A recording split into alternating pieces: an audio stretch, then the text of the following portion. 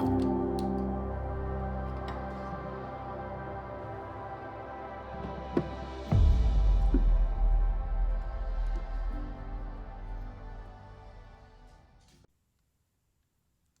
everyone, and welcome to the Clarity Fiber Arts podcast. My name is Jody, and I am the owner and dyer behind Clarity Fiber Arts. If you are new to this podcast, a huge welcome.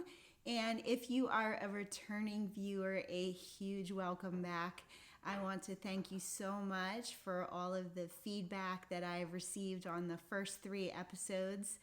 I started this podcast to document my knitting journey, to make some new knitting friends, perhaps offer a tutorial or 2 for some new knitters just starting their journey. There's a myriad of reasons why I started this podcast. And so already, just in the first 3 episodes, I've received so much love and so many nice comments. It is truly, truly humbling. So once again, to everyone that is watching this podcast, I sincerely appreciate it, and I hope that you enjoy the content. I try and keep things a little more on the brief side so that it doesn't go so long, and like I said, try and be a little bit helpful and just create content that is interesting for a myriad of people. And so welcome again. So things are getting cool around here. I am so excited. Not so much during midday. During midday, it's still probably up in the 60s or 70s, but at night, it's dipping down into the 50s and in the morning as well. My dog Fig, who may be making an appearance later, I'm not really sure where she is. She's usually in the background somewhere. My mini dachshund Fig is quite an early riser. She gets up around 5:30, and so I am throwing on my knits and my woolies to keep myself warm when I take her out in the morning. I just want to apologize. I'm hearing it now in advance. We are having a deck built, and so if you're hearing saws and hammering and banging in the background, I truly apologize. I wanted to get this out. Today is Friday, and that's usually when I film my podcast episodes, and so I really wanted to get this out to you. We have quite a busy weekend, and I know that I won't really be able to film otherwise. So, as I said, it's getting cool around here, and what I have on currently is my go-to grab it when it starts to get cool shawl that I knit about 4 years ago now. This is called the Afternoons at Longbourn Shawl, and I will link the pattern below. But as I said, this is one of my, if you ask me what my all-time favorite shawl pattern was, this would be the one. But I wanted to have it on in the intro here just to sort of show you, but it is a little warm, and so I'm going to be taking it off, which gives me the opportunity to show it to you in its full glory. So here it is. It's quite a large shawl. It sort of repeats its way down, and then at the bottom it has these super cool fringes. Just to give you a real brief backstory on this, all of the yarn in this shawl is from the New York City yarn crawl. We attended the yarn crawl about 3 years ago, and at the time of attending the yarn crawl, we also were planning a trip to New Orleans for the end of Mardi Gras, and I knew I wanted to make this shawl in the Mardi Gras colors, and so I was on the hunt for purple and blue. I wound up getting a skein of yarn at each yarn shop that we visited, and so it was a grand total of 5 skeins of yarn. Excuse me.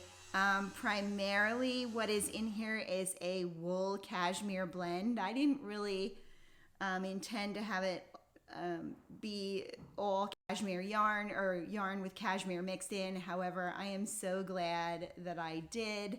The drape is luscious, and I just think it turned out perfect.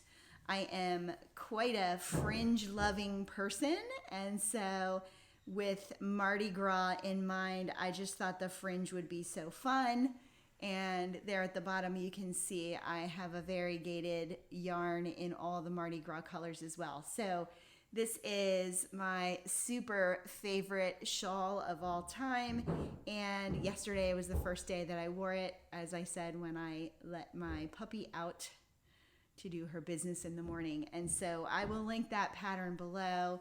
It's a nice giant triangular shawl. I tend to wear it as I was wearing it, sort of with the point down the front and swung around my neck on both sides. However, if we're sitting around a fire at night roasting marshmallows or something like that and I don't want all that bulk, I will wear it the opposite direction and just sort of put it around my shoulders. But it truly makes me super happy when I wear it. All the fun colors, I get compliments year after year, and I just love the outcome of this shawl. And so that is my first showing. That I wouldn't consider it a whip because it's many years old. However, I do have a small whip for you, but a very special one at that. I finished for my granddaughter the Anchor's jacket by Petit Knit. This is the first Petit Knit pattern that I have undertaken, and I keep hearing Petit Knit in all the podcast reportings of what people are knitting and loving, and so I decided to hop on the bandwagon, see what all the hype was about, and knit a little Anchor's cardigan for my granddaughter Ellie. It was only about 2 weeks before her birthday, and so I had to step on it and get on it, and I'm happy to report this only really took me about a week to knit, so it was a really quick knit. I adore the patterning on the yoke. It just gives it a little bit more of a flair, and yeah, it was just a great pattern to knit. I do see what all the hype is about now. Just enough patterning and things to keep it interesting, but I definitely was watching some television and things while I was knitting this. If you're interested, when I went to sew the button bands on her little cardigan here, I did film a small tutorial on how I sew my button bands onto the cardigans that I make. I use a 2-button method, and so you can see here there's a button in the back and a button on the front. The tutorial is only about 10 minutes long, and so if you're interested, I find that it makes a very secure way to sew the buttons on, and I also find that over time the button band does not get as stretched out because the tensioning when you're pulling on the button to get it through the buttonhole is placed on this back button and not so much on the knitting. And so, several years from now, if this cardigan is still in use, the button band especially remains nice and neat, and the buttons are not getting floppy and falling off. So this is my Anchor's baby cardigan for Petit Knit. Also, I have never knit using Knitting for Olive yarn, and so this is another thing that I've heard constantly on YouTube, especially the podcasters that I watch. People just love Knitting for Olive yarn. Again, I wanted to see what all the hype was about, and so I went ahead and purchased some ultra fine merino by Knitting for Olive. I do not have the original ball. I do have the mohair here. And this is the colorway Rose Clay.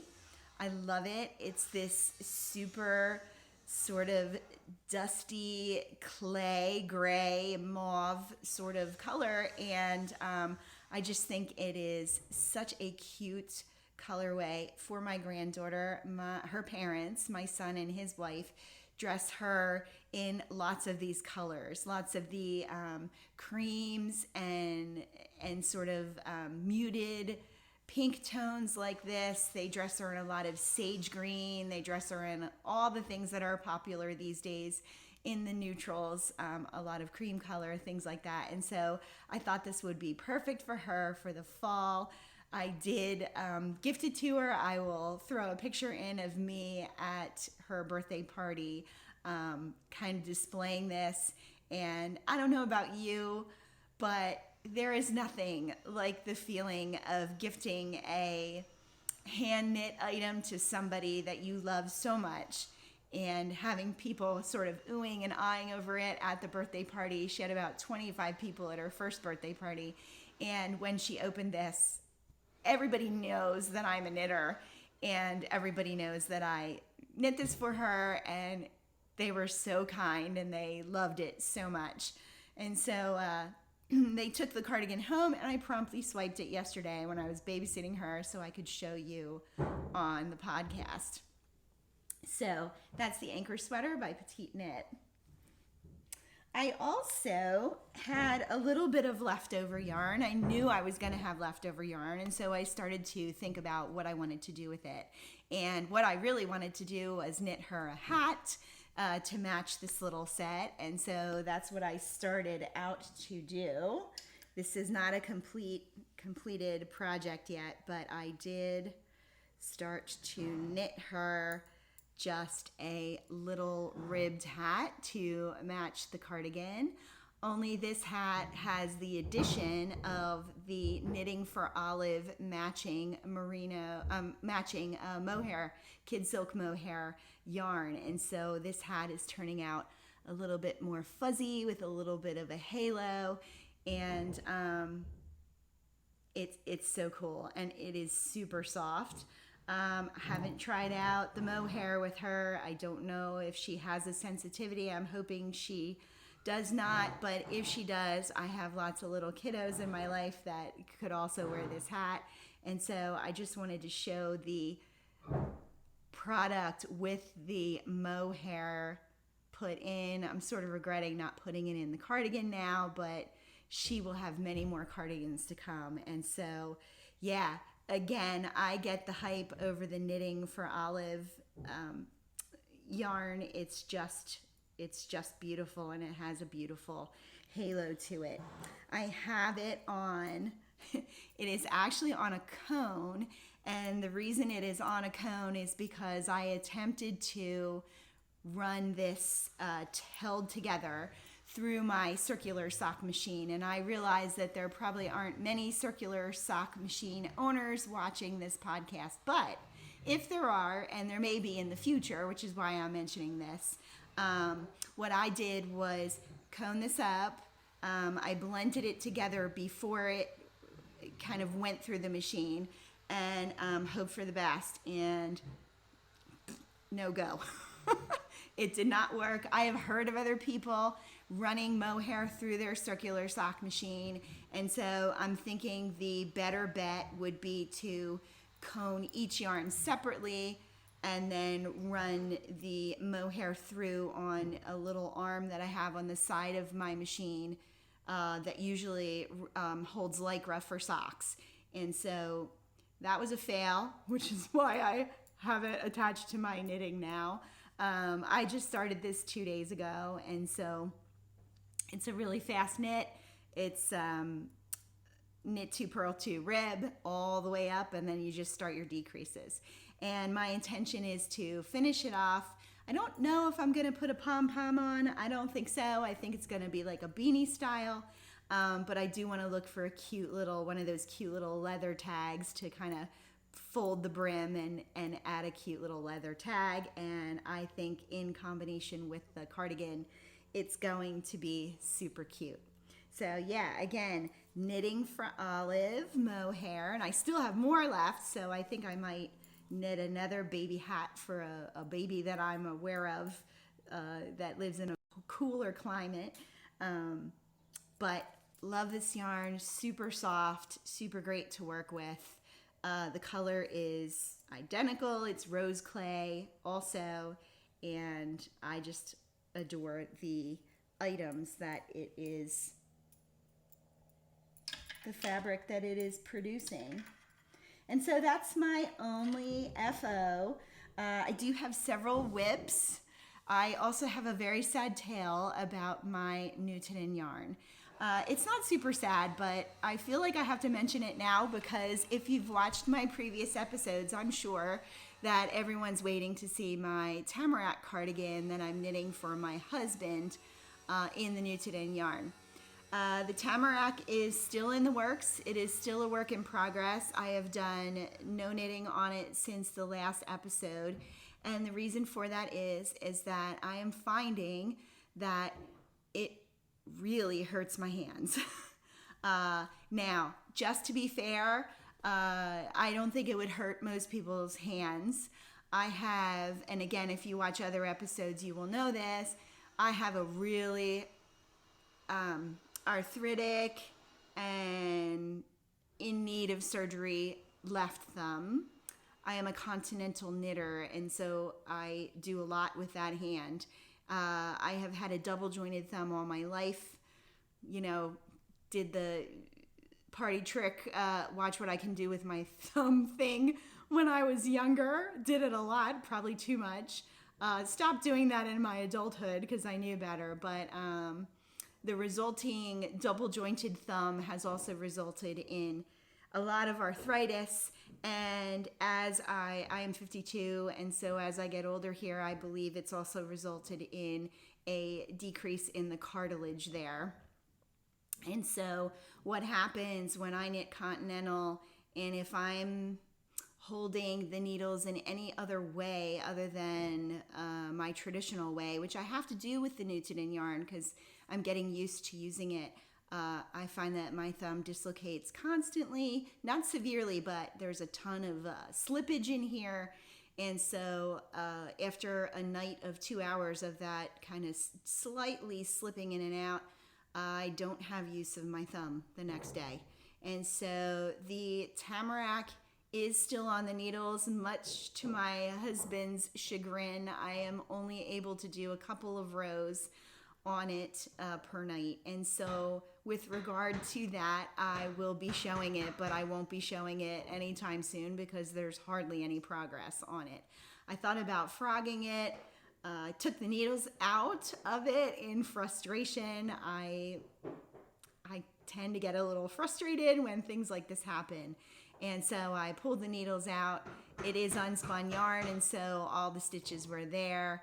I was going to frog the whole thing and just start over with a different yarn because I really promised my husband this sweater in quick fashion. And normally I can deliver something pretty quick, but in this case, I just can't. And so I continue to adore the Newton yarn. I adore the fabric that it produces. It's just a very sheepy, woolly cardigan. However, I probably should have done my research a little bit better. The Tamarack is moss stitch, which, as you know, is knit one, purl one constantly. And as I started it, I kept saying to my husband, wow, I must really love you. Like, this cardigan is a major undertaking with my first use of the Newton yarn. But yeah, so moss stitch, bottom up. And so once it started getting heavy, I had a little bit of trouble with tearing of the yarn again as I was knitting and pulling the yarn around. It just became a nightmare. And I'm sure, as many of you know, with a lot of projects that are looking like a fail, I wouldn't call it a fail, but looking like a fail, it just sort of sat there among my other works in progress, and I just had this aversion to it. And so I will press on because I am a presser honor. But it will not be anytime soon, and I won't show you it every time because that'll get really super boring. So, in an effort to waylay my total sadness over the Tamarack, I cast on 2 new projects. Well, I made plans for 2 new projects. I cast on one. The first project I'm going to show you is called the Granny Vest. The Granny Vest, I'm sorry if you didn't hear that with my big mouth dog. I will insert a photo here. It is a new pattern by Pia Tran. And she has the 50 Fabulous podcast. If you're not a viewer, please go give her some love. She's a fabulous designer. And she comes up with some beautiful things. Almost every podcast, I am taking notes and writing down patterns, and there's about 5 things that I want to cast on. However, this particular item, the granny vest, I just could not resist. I am in such a mood to... Fig! Sorry.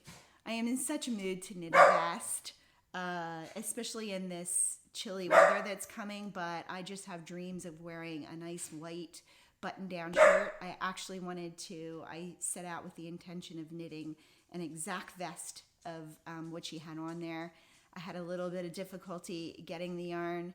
I went to my local yarn shop and received a suggestion from someone there to hold 2 balls of yarn together to get a similar effect.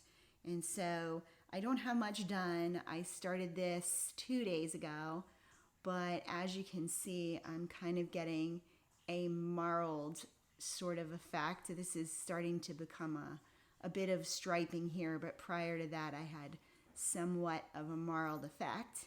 And if you're wondering what yarn I'm using, I am using Zauberball.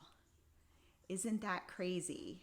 I went into my local yarn shop, and the owner there, Kim, was so nice, and we walked around the shop for about an hour with trying to look at different yarns and what we thought they would do.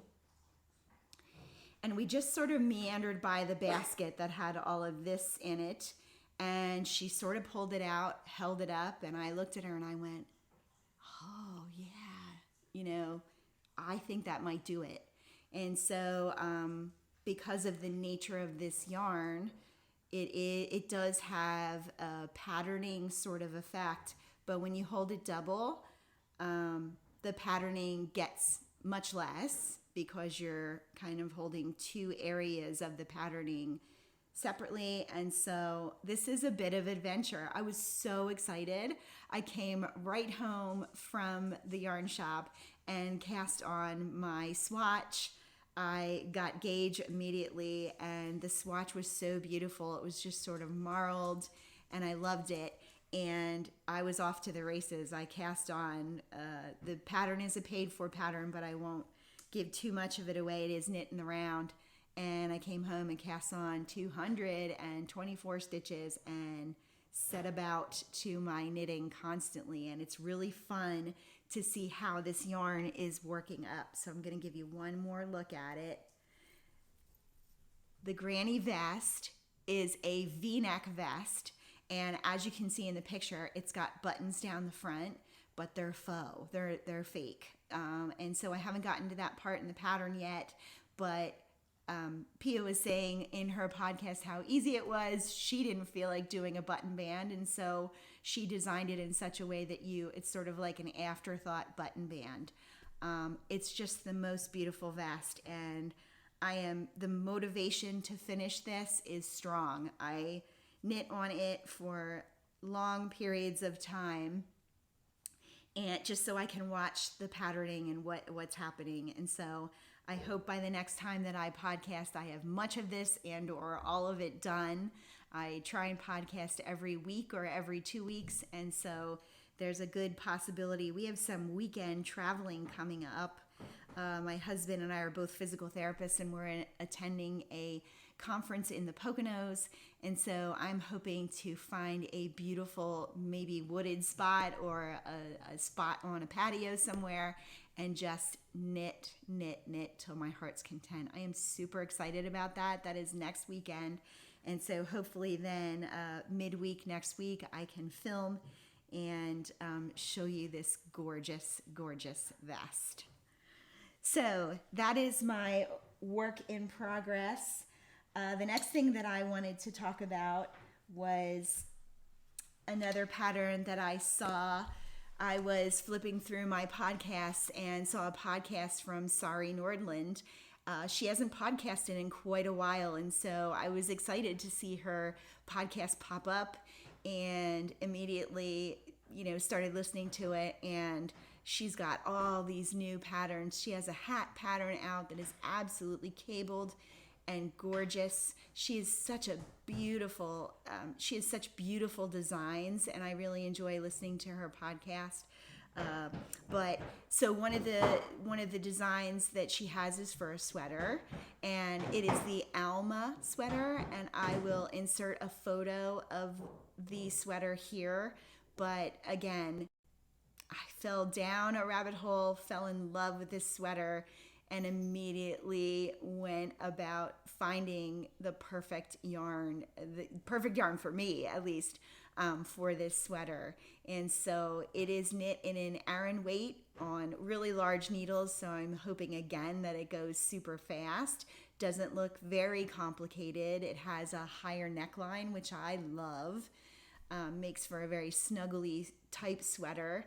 And I went ahead and ordered Berroco Mochi yarn. I will insert a picture and I will link down below.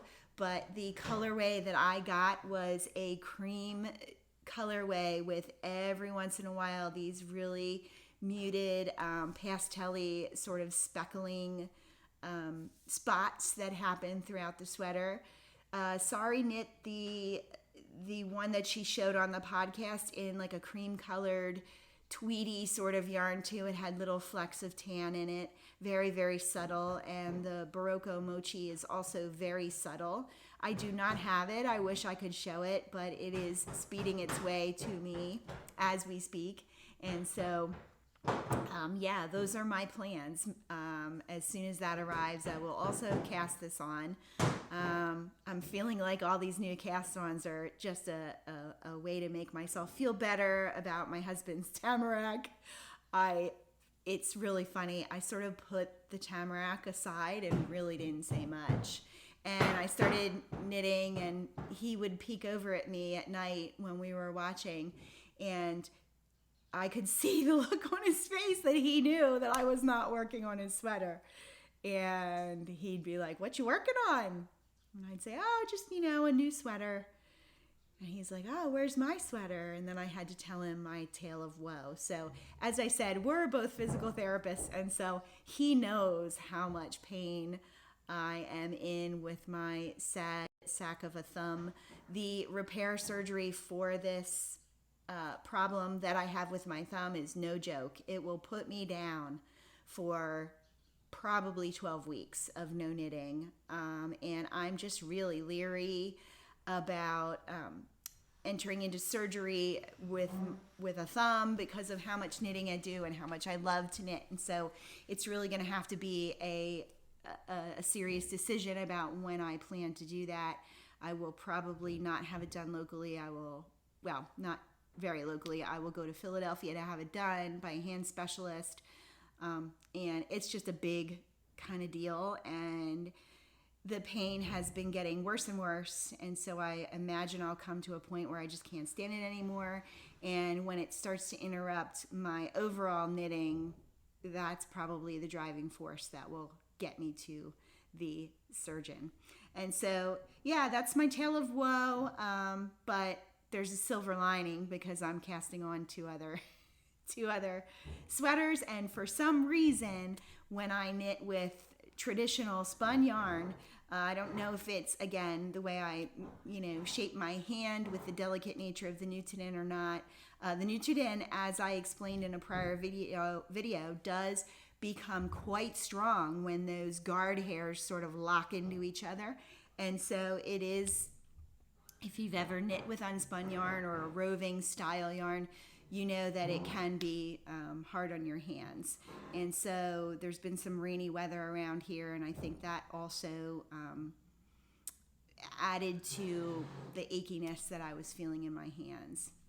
So hopefully the next time I podcast, I will have a vest for you and the start of the Alma sweater, the Alma pullover by Sari Nordlund. And I will go ahead and link all of that below. And I think, let me just peek here. Yep, I think that is all I have to show you today. If you're still around, thank you so much for tuning in again. And one more time, I want to thank everyone for the support of my podcast. It has truly turned out to be exactly what I wanted it to be, in that it is a vehicle for interaction with this great knitting community that we belong to. So I hope you are enjoying your fall and the beautiful weather. I hope you get to experience some beautiful knitting time with the falling leaves and the crisp temperatures. And I hope you're pulling out all your knits and wearing them. Thanks so much for tuning in, and I will talk to you in the next episode. Bye-bye.